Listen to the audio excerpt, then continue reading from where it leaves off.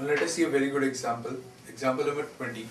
इसके अंदर क्या दे रखा है कि an ice cube of mass 0.1 kg, ice cube का मास है 0.1 kg, इस at 0 degree Celsius is placed in a thermally insulated container at 227 degree Celsius। Container जो है वो 227 डिग्री सेल्सियस पे, right. Given that the specific heat of the container varies as S is equals to A plus BT, A और B का values दे रखी है, ठीक है, and find the mass of the container if the final temperature is 27 degree Celsius।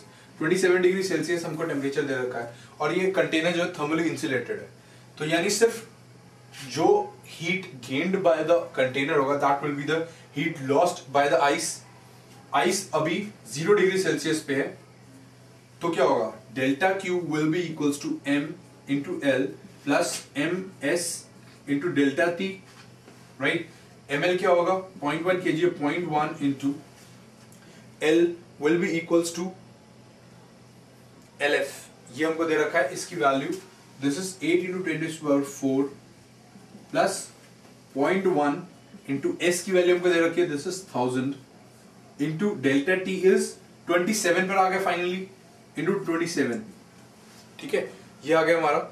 इससे हमारी जो value आएगी this should be equals to the heat lost by the container.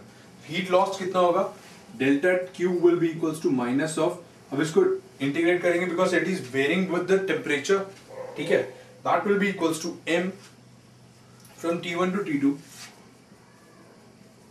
ms dt, ठीक है, तो m तो बाहर आ जाएगा which is constant, this will be from T1 to T2 a plus bt into dt, right.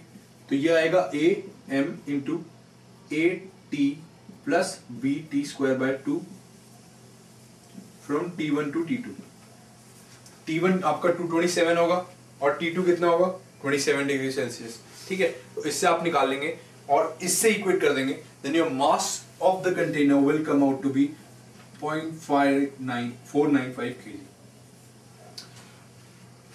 तो काफी सिंपल था, इनफैक्ट इससे पहले वाले जो 2 क्वेश्चंस आपने देखे होंगे वो भी काफी सिंपल थे, और जो आप आगे आप देखेंगे 21 और 22 वो भी काफी सिंपल क्वेश्चंस है, ठीक है। तो ऐसा जिसमें कुछ कराने वाली वो नहीं है, सिर्फ आपकी प्रैक्टिस के लिए है वो। अगर मैं क्लास में करा दूंगा तो प्रैक्टिस का भी कोई बेनिफिट नहीं रहेगा, तो इट्स बेटर कि आप खुद ही करें।